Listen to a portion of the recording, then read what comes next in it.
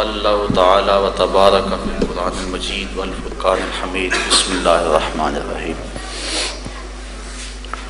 یا ایھا الذین آمنوا ادخلوا فی السلم کافۃ ولا تتبعوا خطوات الشیطان انہ لکم عدو مبین صدق اللہ مولانا العظیم وصدق رسولہ النبی الکریم الرؤوف الرحیم اللہم نور قلوبنا بالقرآن وزین اخلاقنا بالقرآن وادخلنا الجنۃ بالقرآن ونجنا من النار بالقرآن قال اللہ تعالی وتبارک فی شان حبیبہ مخبرا وآمرا ان اللہ وملائکتہ یصلون علی النبی یا ایھا الذین آمنوا صلوا علیہ وسلموا تسلیما السلام وعلى آلك وأصحابك يا محبوب ربنا السلام وعلى آلك وأصحابك يا رحمة العاشقين.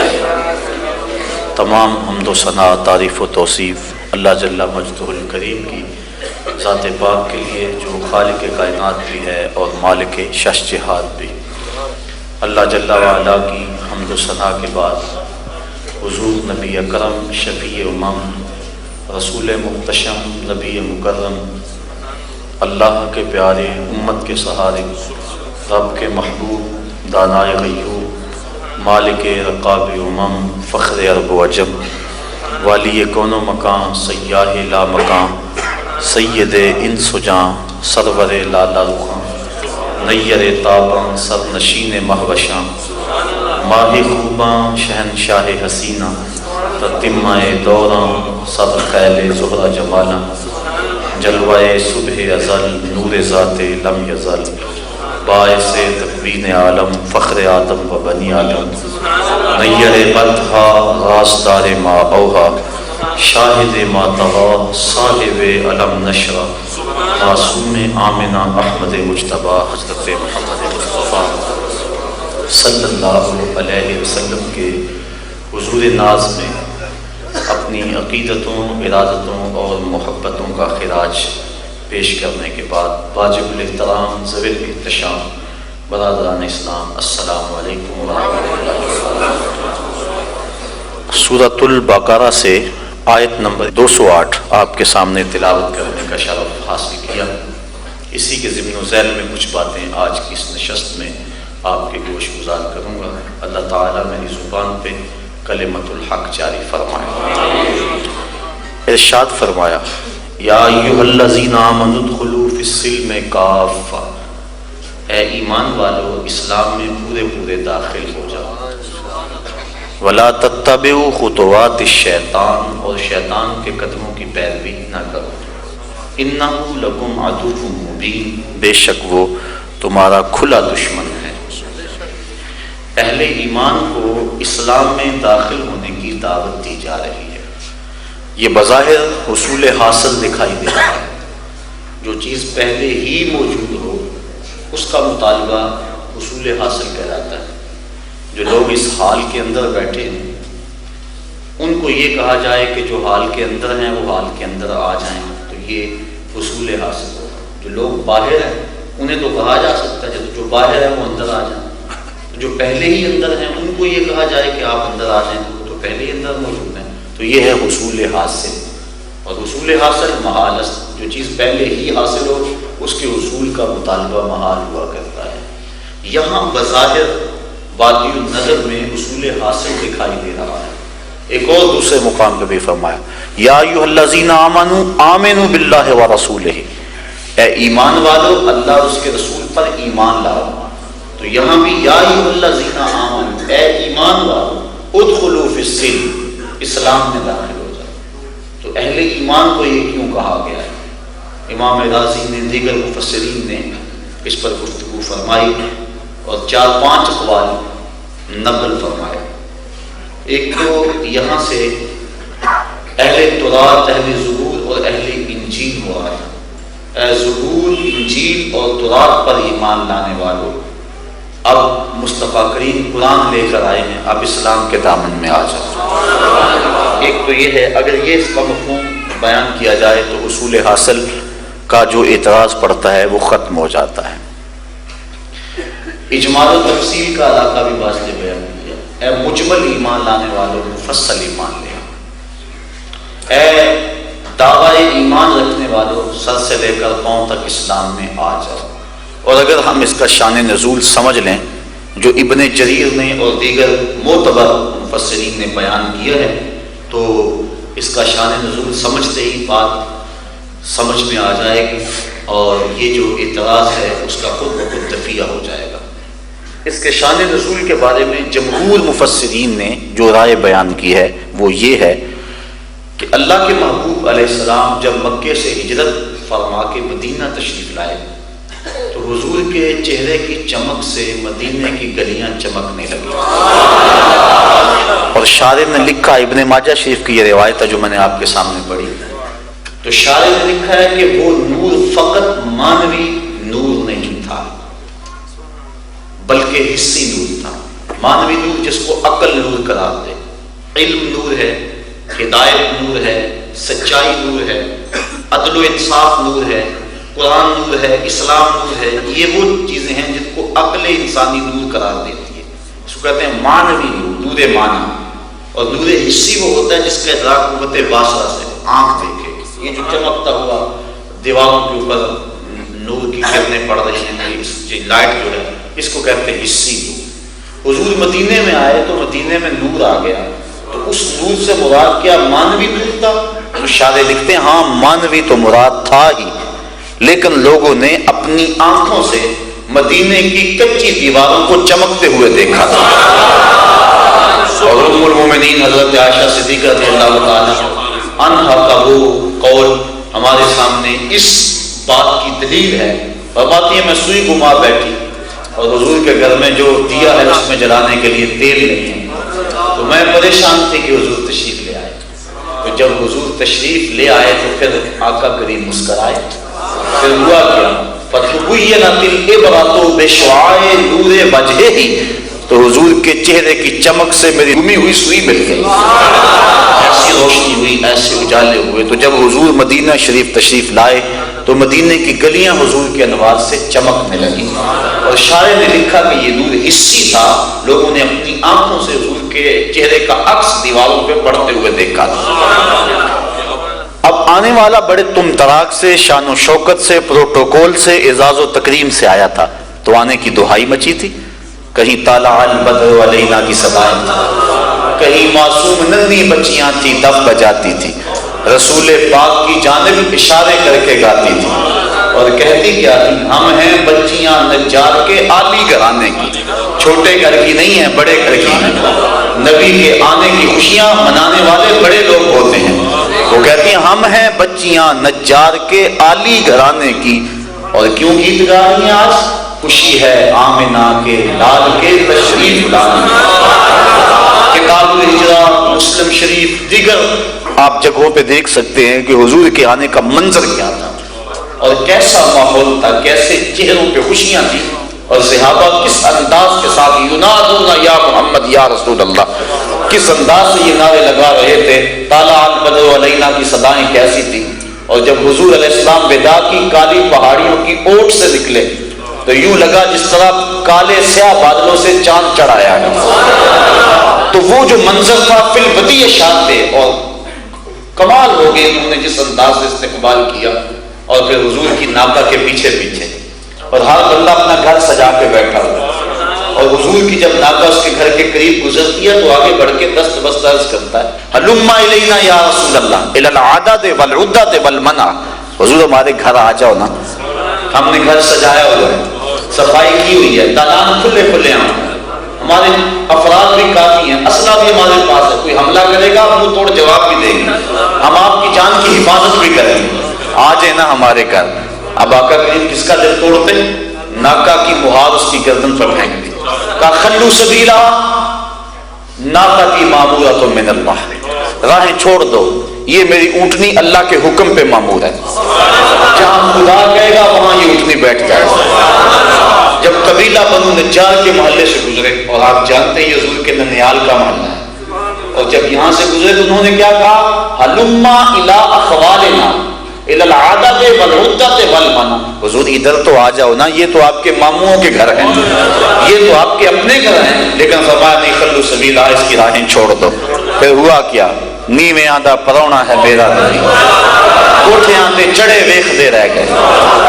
اور پھر سہل اور سہیل دو یتیم بچے تھے جن کی خالی جگہ پڑی ہوئی تھی، مدینے والے وہاں کھجوریں خشک کیا کرتے تھے، چھہارے بنایا کرتے تھے، اونٹنی جا کے وہاں بیٹھ گئی، اٹھایا تو پھر بیٹھ گئی، پھر اٹھایا تو پھر بیٹھ گئی۔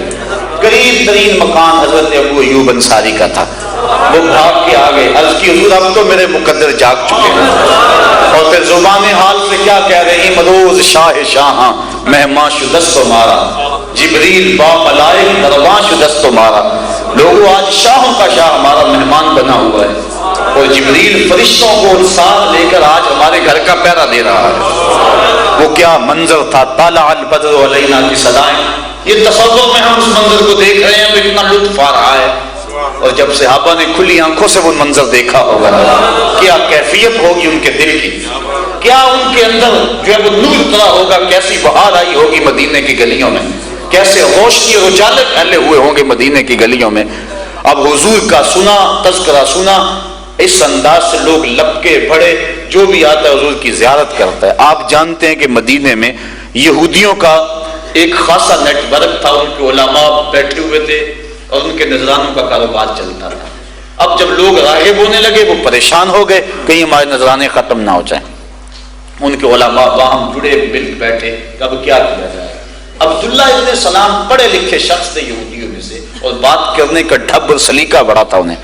کہا عبداللہ ابن سلام تم جاؤ اور جا کے اس شخص سے بات کرو، سوال کرو، اعتراض کرو، اگر جواب معقول ملے تو پھر ہم ماننے کے لیے سوچیں گے، ورنہ ڈٹ کے کہیں گے وہ تو ہمارے سوالوں کا جواب نہیں دے سکتا۔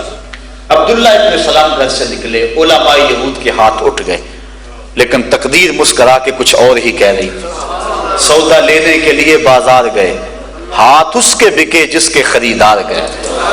عبداللہ ابن سلام، یہ جو روایت میں پیش کر رہا ہوں مشکات میں موجود ہے، ابو داؤد باب فضل الصدقہ میں بھی موجود ہے، اور بھی کتب میں موجود ہے، اور ایک صحاح کے علاوہ دیگر کتب میں یہ روایت موجود ہے۔ انہوں نے 100 سوال خانہ ذہن میں ترتیب دیے، یہ کہوں گا، یہ بات کروں گا، یہ پوچھوں گا، لیکن جب حضور کی خدمت میں پہنچے، صلہ رحمی پہ بات حضور کر رہے تھے، جو تعلق توڑے اسے جوڑ، جو تجھے محروم رکھے تو جھولیاں بھر، جو ظلم کرے اسے معاف کر دے، یہ حضور کی بات چل رہی تھی۔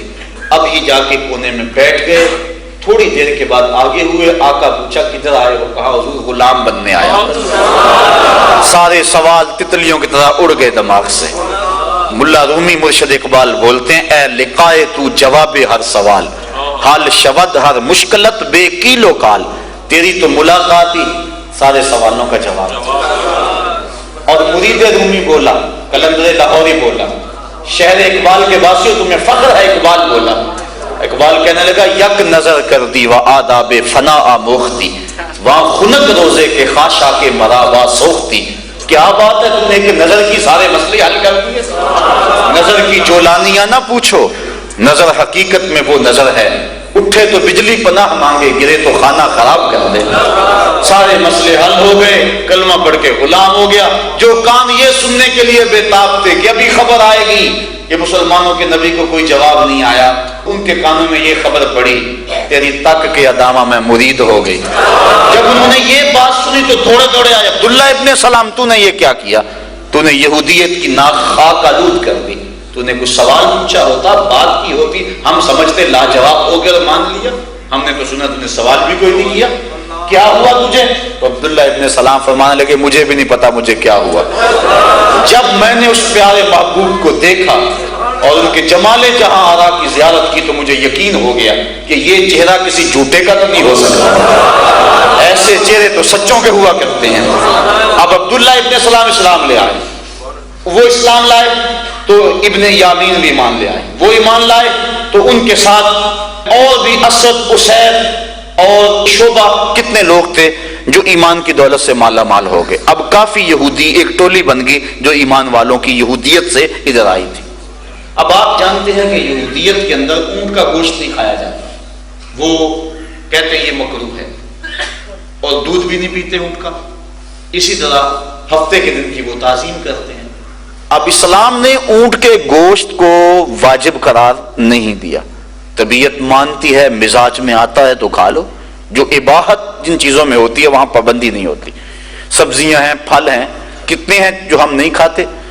ایک گھر میں ایک باپ کے بیٹے ایک ماں کی گود میں پلے ہوئے، طبیعتوں میں اختلاف ہے، شام کو بعض کا کھانا پکانے میں مسئلہ بن جاتا ہے، کیا پکائیں، یہ پکائیں تو یہ نہیں کھاتا، یہ پکائیں تو یہ نہیں کھاتا۔ اب نہ کوئی کھائے، شریعت قدغن نہیں لگاتی کہ تم ضرور کھاؤ، واجب نہیں ہے، جائز ہے۔ اونٹ کا گوشت اگر کوئی نہیں کھاتا، ہم میں سے کئی لوگ ہیں جنہوں نے چکھ کر انہیں دیکھا ہوگا، اسلام پابند نہیں کرتا۔ اونٹ کا دودھ اگر کوئی نہیں پیتا تو کوئی بات نہیں، اسلام پابند نہیں کرتا۔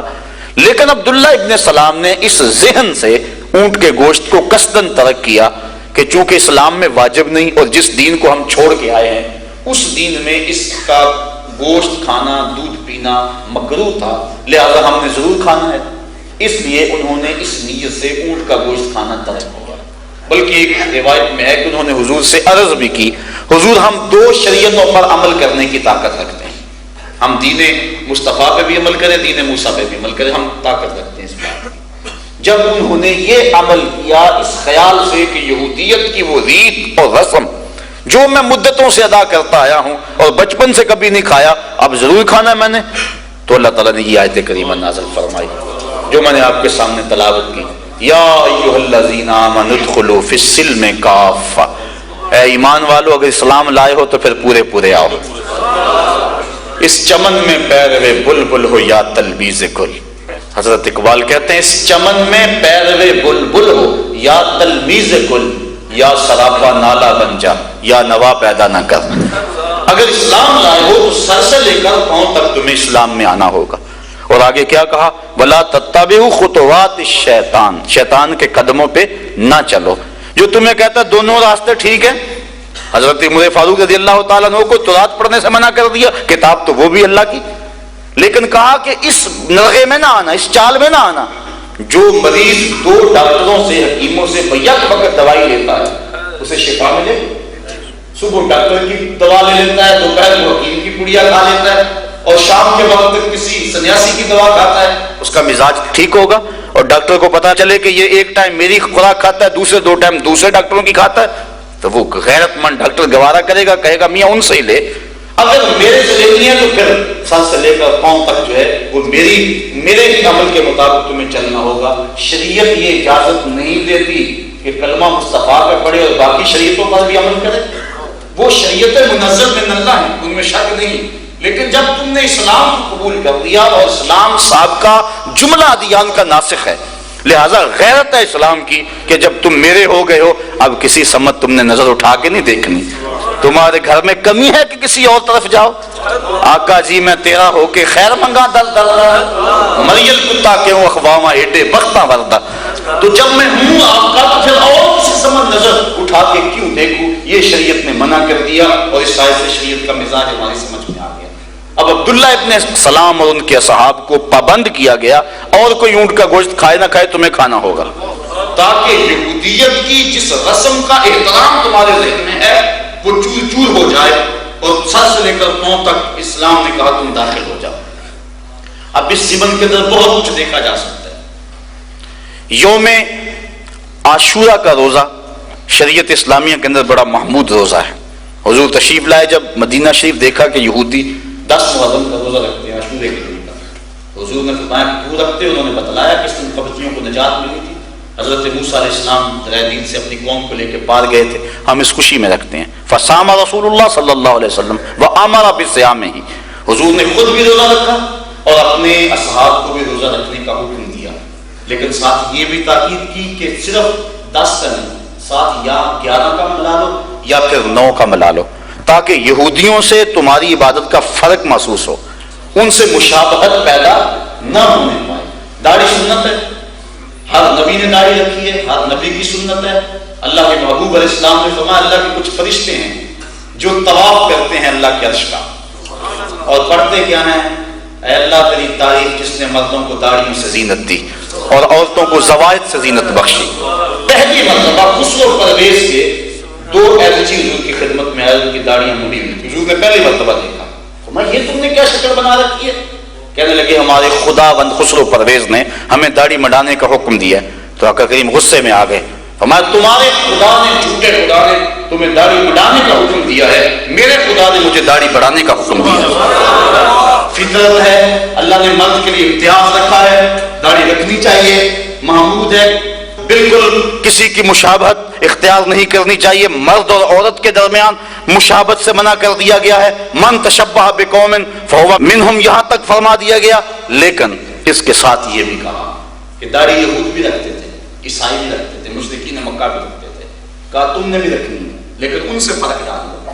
وہ داڑھی کا استرسال نہیں کرتے تھے، یعنی داڑھی کو کھلا نہیں چھوڑتے تھے، اس کی یا مینڈیاں بناتے تھے، یا اس کے اندر موتی پروتے تھے، یا اس کو مختلف انداز سے اس کے سٹائل بناتے تھے، اس کو تو دیتے تھے۔ اس لیے حضور فرمایا من عقد لحیتہ ان محمدا بریء منہ، جس نے اپنے داڑھی کو ایک دیا، گانٹھیں دی، گرہیں ڈالی، مینڈیاں کی، موتی پروئے، فرمایا میں اس سے بیزار ہوں۔ یعنی ہے دین، ہے فطرت، لیکن تمہارا اور ان سے فرق ہونا چاہیے، تمہاری داڑھی اور مشرک کی داڑھی ایک جیسی نہیں ہونی چاہیے۔ پگڑی کا کہا، یہود بھی پگڑی باندھتے تھے، فرمایا الامائم تیجان العرب، امامے عربوں کے سر کا تاج ہیں، اور جب تک عرب امامہ پہنے رکھیں گے دنیا پر ان کا وقار رہے گا، اور فرمایا جب عرب امامہ پہننا چھوڑ دیں گے دنیا سے ان کا وقار ختم ہو جائے گا۔ تیل کی دولت کے باوجود جب سے امامہ انہوں نے چھوڑا تو دنیا کی نظر میں ان کی وہ قدر نہ رہی، ورنہ کبھی وہ بات کرتے تھے دنیا تھر تھر کانپتی تھی۔ تو فرمایا عربوں کے امام سر کا تاج ہیں، اور اگر اس کو اپنائے رکھیں گے تو دنیا پہ وقار رہے گا۔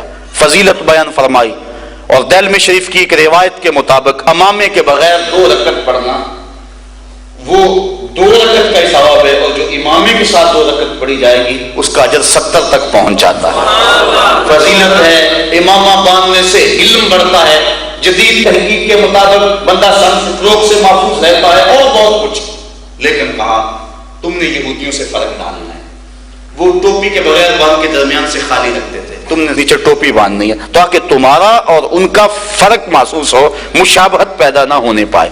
ایک اور سادی بات، جب سورج طلوع ہو رہا ہو، عند طلوع الشمس و عند استوائها و عند غروبها، 3 اوقات ہیں جن اوقات میں عبادت نہیں کی جاتی۔ سجدہ کس کو ہے؟ اللہ کو، اور اللہ تو ہر وقت بندے کی فریاد سنتا ہے، ہر وقت۔ یہ تو نہیں ہے کہ کوئی ایسا رب ہے کہ اس وقت وہ مصروف ہے لہذا اس وقت عبادت نہ کرو، معاذ اللہ، وہ تو ہر وقت اپنے بندے کی پکار کو سنتا ہے، اس کی عبادت کو دیکھتا ہے۔ لیکن ان 3 اوقات میں آپ نے کبھی غور کیا ہو سجدہ مکروہ کیوں قرار دیا گیا؟ اس کی وجہ یہ ہے کہ یہ 3 اوقات جو سورج کو پوجنے والے ہیں ان کی عبادت کے وقت تھے۔ اب جب ہم صبح کو نماز پڑھتے ہیں تو ہمارا رخ قبلہ کی طرف ہوتا ہے، سورج ہماری پشت پہ ہوتا ہے، تو یہ شائبہ بھی نہیں پڑتا کہ ہم سورج کو سجدہ کریں، لیکن اس کے باوجود بنا ہے۔ اور جو مغرب کی سمت رہتے ہیں قبلہ شریف سے، وہ مغرب کی نماز پڑھیں تو ان کی پشت پہ سورج ہوتا ہے، یہ شائبہ بھی نہیں ہوتا کہ وہ سورج کو سجدہ کر رہے ہیں، لیکن اس کے باوجود 3 اوقات میں سجدے کی ممانعت آ گئی۔ کیوں؟ کہ یہ سورج کو پوجنے والوں کو، اجرام فلکیہ کو پوجنے والوں کی عبادت کے وقت ہیں۔ اللہ گوارا نہیں کرتا جب ان کے سر جھکے ہوں تمہارے بھی جھکے ہوں۔ کہا تمہارا ان کا فرق ہو، تمہارا اپنا تشخص ہے، تمہارے اپنے رواج ہیں، اپنی تقدیم ہے، اپنا ایک زندگی کا طریقہ اور اپنی عبادت کا ایک طریقہ ہے، تم ان سے فرق ڈال لو۔ یوم نیروز اور یوم مہرجان یہ پارسیوں کی عید کے دن ہے، ان دنوں کے اندر فقہاء اسلام نے لکھا روزہ رکھنا ممنوع ہے۔ کیوں؟ اس لیے کہ یہ خیال نہ آئے کہ کہیں یہ ان کے دن کی تعظیم ہو رہی ہے۔ بیساکھی، ہولی، دیوالی، یہ جتنے بھی دن ہیں ان ایام کے اندر خصوصیت کے ساتھ جو ہے وہ مختلف مٹھائیاں خرید کے لانا کہ آج بیساکھی ہے، سخت کراہت ہے۔ کیوں؟ کہ ان کے دن کی تعظیم لازم آتی ہے، اور اسلام ایک اپنا تشخص رکھتا ہے، اسلام کا ایک اپنا مزاج ہے۔ وہ نہیں چاہتا کہ میرا ماننے والا کسی اور سمت دیکھے، شاید اسی کا نام ہے توہین جستجو، ہو منزل کی تلاش تیرے نقش کفے پا کے بات۔ جو یہاں تک پہنچ گیا، اعلیٰ حضرت فرماتے ہیں کون نظروں پہ چڑھے دیکھ کے تلوا تیرا۔ بعض نسخوں میں یہ لکھا ہے کون نظروں میں جچے دیکھ کے تلوا تیرا۔ لیکن پروفیسر منیر الحق قاضی بیلپوری، یہ کلام اعلیٰ حضرت کے نقاد ہیں اور میرے بڑے دوست ہیں، وہ یہاں کہا کرتے ہیں وہ کہتے ہیں کہ جچے تو وہ جو پہلے چڑھے نظروں میں، اس لیے یہ نہیں اعلیٰ حضرت نے کہا کہ کون نظروں میں جچے، جچتا وہ ہے جو پہلے چڑھے پھر بندہ توڑتا ہے، یہ چڑھتا بھی ہے کہ نہیں، یہ جچتا بھی ہے کہ نہیں؟ کہا نہیں، اعلیٰ حضرت یہ نہیں کہہ سکتے، اعلیٰ حضرت نے کہا کون نظروں پہ چڑھے، جچنا تو بات کی بات ہے حبیب، جس نے آپ کے تلوے کو دیکھا کوئی اس کی نظر پہ چڑھ ہی نہیں سکتا، تو جس نے اسلام کو دیکھ لیا پھر کسی سمت نظر اٹھا کے وہ نہیں دیکھ سکتا، تو یہ اسلام کی غیرت ہے۔ وَمَا يَا أَيُّهَا الَّذِينَ آمَنُوا ادْخُلُوا فِي السِّلْمِ كَافَّةً، اے ایمان والو پورے داخل ہو جاؤ۔ اب آپ ویلنٹائن ڈے کو دیکھ لیں یا بسنت کو دیکھ لیں یا مدر ڈے یا مختلف جو مغرب کی طرف سے ہمارے معاشرے میں آ رہی ہیں، اور ہم جو ہیں وہ اس کو قریب سے اس کو اپنا کر اپنے آپ کو پڑھا لکھا اور روشن خیال ثابت کرنے کی کوشش کر رہے ہیں۔ ذرا غور کرو اسلام کا مزاج کیا ہے۔ وہ تو کہتا ہے داڑھی بھی رکھو تو ان سے فرق ہو، پگڑی بھی باندھو ان سے فرق ہو، سجدہ بھی کرو ان سے فرق ہو، قیام بھی کرو ان سے فرق ہو، روزہ بھی رکھو جو خالص عبادتیں ہیں وہ بھی اگر کرو تمہاری ان کے ساتھ مشابہت نہیں ہونی چاہیے۔ برکعوا مع الراکعین کہا گیا، واسجدوا مع الساجدین کیوں نہ کہا گیا؟ قرآن پڑھی، قرآن میں کہیں نہیں ہے سجدہ کرنے والوں کے ساتھ سجدہ کرو، یہ فرمایا گیا رکوع کرنے والوں کے ساتھ رکوع کرو۔ تو علماء نے اس کی تفسیر میں لکھا اس لیے کہ چونکہ وہ جو یہود تھے ان کی نماز میں رکوع نہیں تھا، اس لیے کہا تم رکوع کرنے والوں کے ساتھ رکوع کرو، سجدہ کرنے والوں کے ساتھ سجدہ کرو، یہ نہیں کہا، تاکہ تمہارا ان کا فرق ہو۔ عبادت کے کھڑے ہونے میں فرق ڈالا، عبادت کے لہجے میں فرق ڈالا، سجدے کے انداز میں فرق ڈالا، روزے میں فرق ڈالا، پگڑی سے لے کر داڑھی تک اسلام نے ایک ایک لباس سے لے کر وضع قطع تک، اٹھنے سے لے کر بیٹھنے تک کہا کہیں تمہارا ان کا جوڑ میل نہ ہو جائے، کوئی انہیں دیکھ کر تمہیں یہودی نہ سمجھ لے، تمہیں دیکھ کر تمہیں عیسائی نہ کو سمجھ لے، تمہیں دیکھ کر تمہیں کوئی اس طرح کا بندہ نہ سمجھ لے، تم اسلام والے ہو۔ میرے حضور استاد المکرم فرمایا کرتے تھے تمہیں نہ شناختی کارڈ پیش کرنا پڑے کہ ہم مسلمان ہوتے ہیں، نہ پاسپورٹ پیش کرنا پڑے کہ یہ دیکھو مذہب کے خانے میں اسلام لکھا ہے، اور دیار غیر میں مر جاؤ تو تمہاری پہچان کے لیے اور طریقہ اختیار کرنا پڑے کہ یہ مسلمان ہے یا کچھ اور ہے، تمہاری شلوار بھی نہ اتارنی پڑے۔ آپ فرمایا کرتے تھے کہ تمہاری شکل، صورت، وضع قطع، اٹھنا بیٹھنا، چلنا پھرنا ایسا ہو تم دور سے آ رہے ہو، لوگ کہیں محمد عربی کا غلام آ رہا ہے۔ یا ایھا الذین آمنوا ادخلوا فی السلم، یہ قصہ کہانی نہیں قرآن ہے۔ اے اسلام والو اگر آئے ہو تو پھر پورے آدھا تیتر آدھا بٹیر، یہ نہیں ہے۔ کہتے جی دنیا بھی تو رکھنی ہے، مومن کی تو دنیا بھی دین ہوتا ہے۔ التاجر الصدوق مع الانبیاء یوم القیامہ، سچا تاجر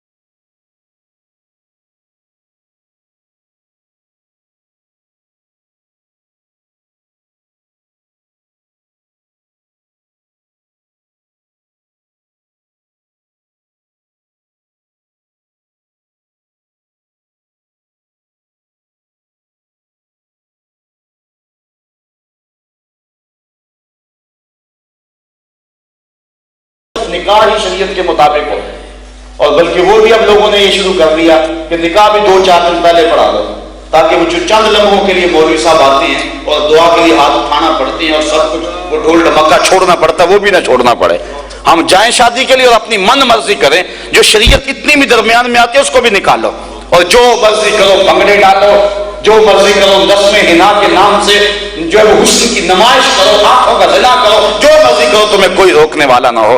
آج تو یہ حالت ہو گئی ہے تو صاحبوں کیا ہمیں دین یہ کہتا ہے؟ دین تو کہتا ہے تم نے امامہ بھی باندھنا تو سٹائل کا خیال رکھنا، تم نے پگڑی بھی باندھنی ہے تو اس کا سٹائل نہ کسی سے ملنے پائے، تم نے تو داڑھی بھی رکھنی ہے تو دیکھ لو کسی سے مشابہت نہ ہونے پائے، تم نے لباس ڈالنا ہے تو دیکھو کہ کسی کی غلامی نہ جھلک رہی ہو تمہارے لباس سے کہ وہ فلاں سے معلوم ہے اس کے لباس کا انداز یہ ہے۔ تمہارا اپنا تشخص ہے، تمہارا اپنا کلچر ہے، تمہاری اپنی تہذیب ہے۔ تم ویلنٹائن ڈے میں پھول پیش کر رہے ہو، یہ محبت کا دن ہے، اور اسلام تو ایک ایک لمحے کی محبت سکھاتا ہے۔ یہ محبت صرف مخالف جن سے سکھائی جا رہی ہے، اسلام تو کہتا ہے ماں کے قدم چھو، یہ تیری محبت ہے ماں کے ساتھ، باپ کے ہاتھ چھو، باپ کی خدمت کر، اف نہ کر ماں کے سامنے۔ وہ تو بیوی سے محبت سکھاتا ہے، وہ آوارہ عورتوں سے محبت نہیں سکھاتا۔ اسلام کے ماننے والوں کا محبوب گلیوں میں آوارہ کرنے والا نہیں ہوتا، عرشوں کا راہی ہوتا ہے۔ ایک دن محبت کے لیے مخصوص کر دیا، پورا سال کیا کریں؟ یہ مدر ڈے ہے، مدر ڈے، آج ماں کو سلام کرنے جانا ہے، پھولوں کا تحفہ لے کے جانا ہے، آج فون کرنا ہے ماں کو کیونکہ آج ماں کا دن ہے۔ اسلام تو کہتا ہے کہ تیرا حج ہے، جب ایک مرتبہ تو محبت کی نظر سے دیکھا۔ کہا اگر کوئی 2 مرتبہ دیکھے، کہا 2 حج ملیں گے، کہا کوئی 100 مرتبہ دیکھے، کہا تم دیکھ کے تھک جاؤ گے، اللہ ثواب دیتا نہیں تھکے گا۔ تم ایک دن کی بات کرتے ہو، اسلام تو کہتا ہے کہ جب تک ماں باپ اجازت نہ دیں گھر سے نہ نکلو، تمہیں جہاد سے روک دیا گیا، فَفِيهِمَا فَجَاهِدْ، خدمت کر ان کی، یہ تیرا جہاد ہے۔ سال بعد ایک دن ماں انتظار کر رہی ہے، اولڈ پیپلز ہوم کے اندر ماں منتظر ہے، آج میرا بیٹا آنا، سال راہیں تکتی رہی ہے ماں۔ کتنی بدقسمت ماں ہے وہ جو سال بعد بیٹے کی راہیں تکتی ہیں، اور کتنی خوش قسمت ماں ہے، بیٹا جب کام سے آتا ہے ماں کے قدم چومتا ہے، جب صبح جاتا ہے کہتا ہے کام پہ چلا جاؤں، ماں کہتی ہے ساتھ بسم اللہ بیٹا جاؤ، اللہ آپ کی خیر رکھے۔ تو یہ ہے اسلام، یہ ہے دین۔ یہ بھی سال کا سلام ٹیچر ڈے ہے، آج ٹیچر کو سلام کرنے جانا، اللہ اکبر، یہ کیسی بات ہوئی؟ سال بعد پوچھتے ہیں ٹیچر کو؟ اسلام کہتے ہیں نہیں۔ حضرت علی المرتضیٰ فرماتے جس نے مجھے ایک حرف پہ پڑھا دیا اس نے مجھے اپنا غلام بنا لیا۔ ہارون الرشید اپنے استاد کے جوڑے اپنی بغل میں دبائے کھڑا۔ امام مالک کو کہتا ہے حضرت میں بادشاہ بن گیا ہوں اور میں بغداد کے پایا تخت پہ بیٹھا ہوں، آپ نے موطا لکھی ہے، مجھے پڑھا جائیں، چونکہ اگر میں آیا تو بڑا حکومت کا نقصان ہوگا، اتنے لوگ آئیں گے، آپ آگے، آپ کے ساتھ جتنے شاگرد ہیں میں ان کا خرچہ بھی دوں گا، آپ آ جائیں۔ امام مالک خط پڑھتے ہیں اور غصے سے لال پیلے ہو جاتے ہیں اور کہتے ہیں ہارون الرشید تو کیا سمجھا مجھے، میں تیرے باپ کا ملازم ہوں کہ تجھے اللہ کے رسول کی حدیث پڑھانے تیرے گھر آؤں؟ اگر تجھے شوق ہے تو تجھے مدینے میں آنا ہوگا، اور جس طرح دوسرے شاگرد زانو تلمس طے کر کے بیٹھے ہیں تجھے یوں پڑھنا ہوگا، پھر امام مالک تجھے حدیث پڑھائے گا۔ یہ ہے استاد کا مقام، یہ ہے ٹیچر کا مقام۔ تو آئیے، سارے نظام آزمائے جا چکے، جس سمت ہم بڑھ رہے ہیں لوگ وہاں سے اکتائے ہوئے اور پیچھے آنے کا راستہ نہیں مل رہا، اپنی قوم کو وہاں لے جا چکے ہیں کہ اب واپس آ ہی نہیں سکتے۔ آؤ ان راہوں کے مسافر بن جاؤ جو راہ محمد عربی نے دی، جو راہ مصطفیٰ جان رحمت نے دی ہیں۔ وَيَا أَيُّهَا الَّذِينَ آمَنُوا ادْخُلُوا فِي السِّلْمِ كَافَّةً، اے ایمان والو اسلام میں پورے داخل ہو جاؤ۔ میں اور آپ اپنے آپ کو دیکھیں کہ ہم کتنے اسلام میں داخل ہیں۔ ہمارے کچھ معاملے جس طرح مسجد میں ٹوپی چھوڑ جاتے ہیں نماز پڑھ کے، ہم نماز بھی چھوڑا تھے مسجد میں، ٹوپی اتاری پگڑی اتاری مسجد میں پھینک کر خود دکان پہ چلے گئے۔ مسجد میں اور طرح کے مسلمان، دکان پہ اور طرح کے مسلمان۔ اسلام یہ نہیں کہتا۔ مسلمان اگر نماز پڑھتا ہے اس کے نماز کا اثر دکھائی دے، اور نمازیوں کی مذمت کی گئی جو اپنی نمازوں کے فلسفے سے آگاہ نہیں ہیں۔ فرمایا خرابی ہے ان نمازیوں کے لیے جو اپنی نمازوں سے ہی آگاہ نہیں ہے، نماز پڑھے جا رہے ہیں وَيَمْنَعُونَ الْمَاعُونَ، برتنے کی چیز نہیں دیتے، کوئی پائپ لینے چلے جائے، بیٹر لینے چلے جائے، نہیں دیتے، معمولی علماء کہتے ہیں معاون سے مراد وہ جو روز مرہ ایک دوسرے کو ہم دے دیتے ہیں، ادھار دے دیتے ہیں، نمک وغیرہ مرچ وغیرہ کسی کو ڈالنے کے لیے دے دیتے ہیں، یہ معمولی چیزیں ہیں۔ تو وہ اتنے سخت گیر ہے، وہ کہتے ہیں ہم دیتے، بڑے خشک بنتے ہیں، تو نماز میں بڑے جا رہے ہیں۔ اللہ فرماتا ہے یہ نماز سے آگاہ ہی نہیں ہے، اگر انہیں نماز پڑھی ہوتی تو انہیں نماز سکھاتی کہ تم نے کس طرح معاشرے سے پیش آنا ہے۔ تو یہ نہیں ہے کہ ہم نماز پڑھ کے مسجد میں چھوڑا، حج کر کے وہاں چھوڑا تو یہاں آ کے چھری تیز کر رہے، اور حاجی صاحب زیادہ جو ہے وہ لوگوں کی کھالو تھیڑے، یہ نہیں۔ اگر حج پڑا ہے، ہاں اگر حج کا جہاں اظہار ہونا چاہیے، وہاں تو لبیک لبیک کہتا رہا، غریب امیر ایک ہی صف میں کھڑے تھے وہاں، اور وہاں ایک ہی لباس تھا، یہاں آ کر مجھ دی پھر شروع کرتے، سمجھ لو حج کی روح کو نہیں پا سکا۔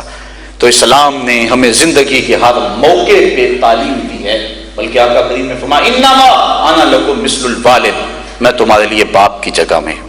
اگر تم میں سے کوئی استنجا گاہ میں جائے تو اپنا بایاں قدم آگے رکھے۔